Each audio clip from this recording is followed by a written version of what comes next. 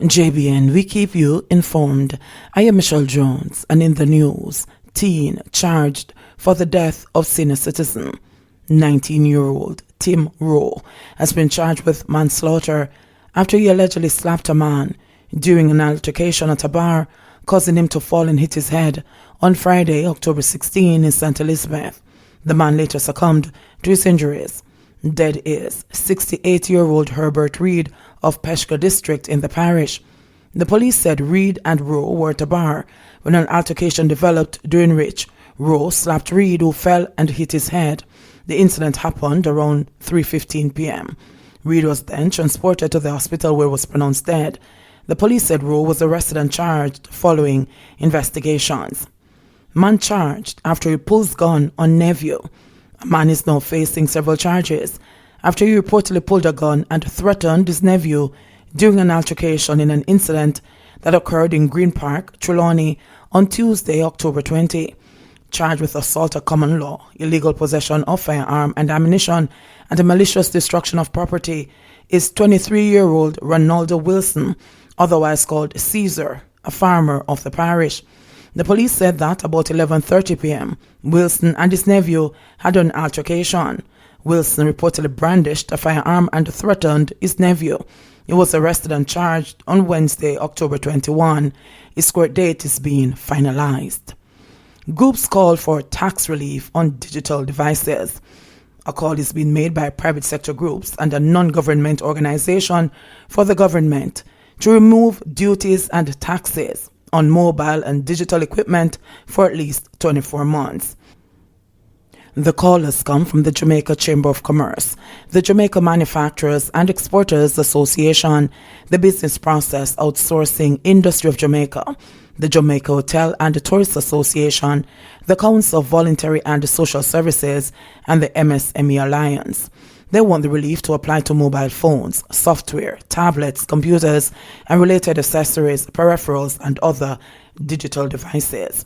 It has been argued that the move is needed given the critical role of internet connectivity as a result of the COVID-19 pandemic and its impact on life, particularly education. Digital devices have now become indispensable, and we need to address with urgency the inequality in connectivity. Those who can afford it will already have purchased the equipment they need for the new school year, if not long before, leaving the rest behind. The pandemic has also revealed just how far behind we are in making Jamaica a digital economy, the groups argued in a statement. They charge that Jamaica needs to become the leader in digital transformation in the Latin American and Caribbean region, which they say can only occur if all stakeholders have access to the digital tools needed to become a knowledge-driven economy. The groups argued that the tax relief outlined will provide concrete help to numerous small entrepreneurs who, unlike most larger companies, may not have sufficient funds to buy the equipment they need to adapt to the new digital reality. Businessman gunned down in Montego Bay. Anger and disgust characterized the mood of persons in Montego Bay, St. James, following the murder of Asbert Campbell, a man who dedicated his life to the upliftment of the less fortunate children in the city. Campbell, also called Lee, was gunned down at the entrance to his business establishment located along Fustic Road in the Market Circle area on Tuesday afternoon. He was 57. Several vendors in Montego Bay on Wednesday vented their anger over Campbell's killing. They said that he was like a father to most of them inside the marketplace, and his kindness earned him the nickname City Father. Look how the man good and the wicked boy them can't kill him, a disgruntled vendor said. Mr. Lee one of the best man in Montego Bay, and him said most of our pitney them go to school. Him always a give to people, and him don't deserve to die like this, another vendor, Precious, said. Several of the vendors who gathered outside Campbell's shop said that they wanted more police protection within the market circle.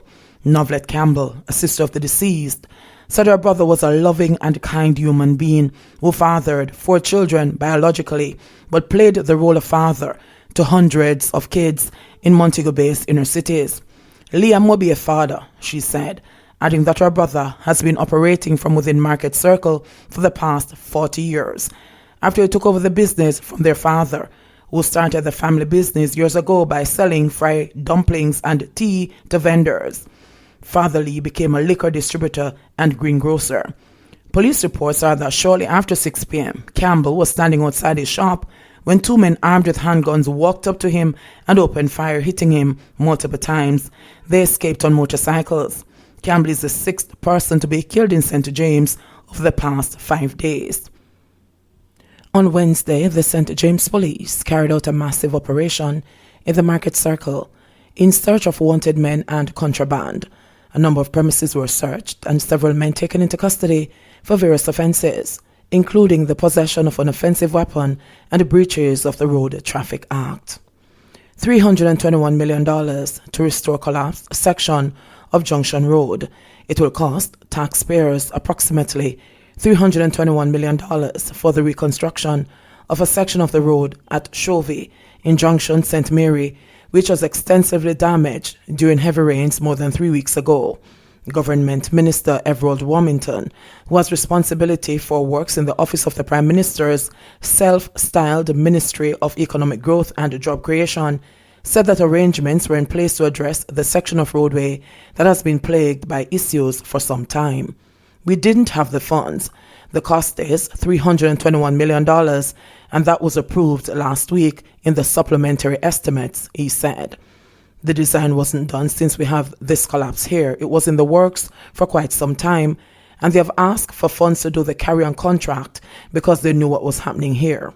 The work is something that we intend to start very, very early to ensure that this problem doesn't occur again, said Warmington. The September 28 collapse of a section of that roadway had resulted in vehicular traffic being rerouted through Richmond. Since then, the National Works Agency, NWA, has restored temporary access to the corridor. Roger Smith, Director of Technical Services at the NWA, pointed out that the construction of a series of reinforced concrete diamonds will be used to reinstate the damaged Chovy roadway. Those diamonds will be used to retain the embankment on which the road is finally constructed, he said, adding that there will be additional drainage features. Member of Parliament for South East St. Mary, Dr. Norman Dunn, said the works will alleviate the challenges faced by motorists since the latest collapse. From I was a little boy, this has been happening, and I think the time has come now for us to find a perfect solution to this.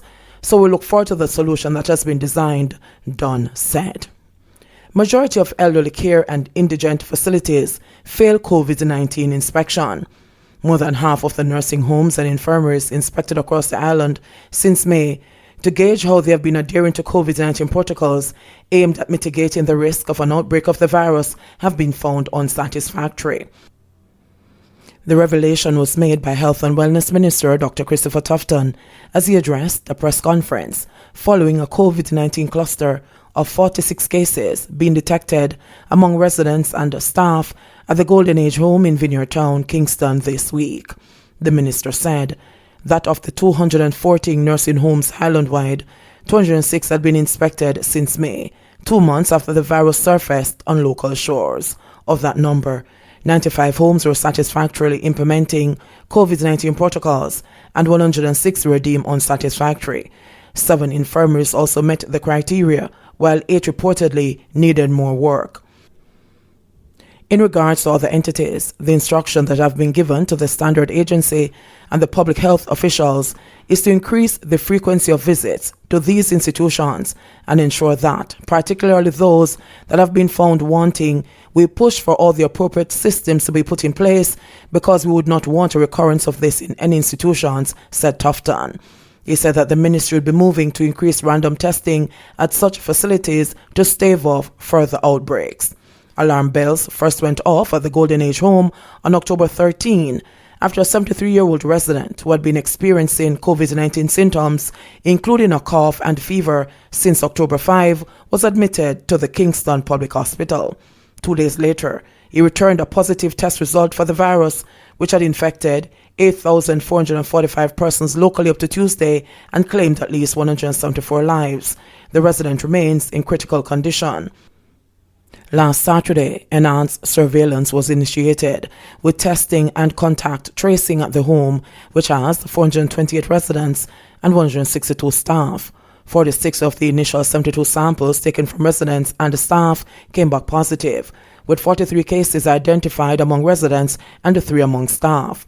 The positive residents were placed in isolation in a section of the facility, while infected staff are being isolated at home. The elderly are among the high-risk groups for adverse outcomes from COVID-19, and with the majority of the residents of the home being over the age of 60, there has been heightened concern. On Wednesday, Tufton said that arrangements were being made for those who may become critically ill and require medical care to be transferred to appropriate medical institutions. We will deploy resources to include a visit by a medical doctor or medical doctors on a daily basis to the facility and any other clinical support necessary, to include equipment and pharmaceuticals to ensure the safety and well-being of both staff and residents, he said. In addition, a no-visitor rule has been triggered since the cases were discovered. 4 deaths, 32 COVID-19 cases in Jamaica. An additional 4 COVID-19 related deaths and 32 new cases were recorded across Jamaica on Friday, according to the Ministry of Health and Wellness. The deceased are a 90-year-old male and a 38-year-old male from Kingston and St. Andrew addresses, a 75-year-old male from Trelawney, and a 62-year-old female of a St. Mary address.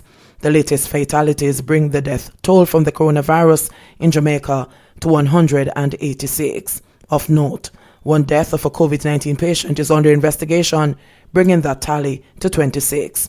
The 32 newly confirmed COVID-19 cases bring the total number of cases on record for the island to 8,670. Recoveries increased by 53, bringing total recoveries to 4,209. Of the newly confirmed cases, 18 are females and 14 are males, with ages ranging from 1 day to 98 years. The cases were recorded in Kingston and St. Andrew, 24, St. Catherine, 3, St. Anne, 2, and 1 case each for Manchester, St. Elizabeth, and St. Thomas. There are 19 moderately ill patients and 9 critically ill patients among the 4,160 active cases now under observation in Jamaica. JBN, we keep you informed. Please remember, subscribe, like, share, leave us a comment, and click the notification bell to receive our daily news items.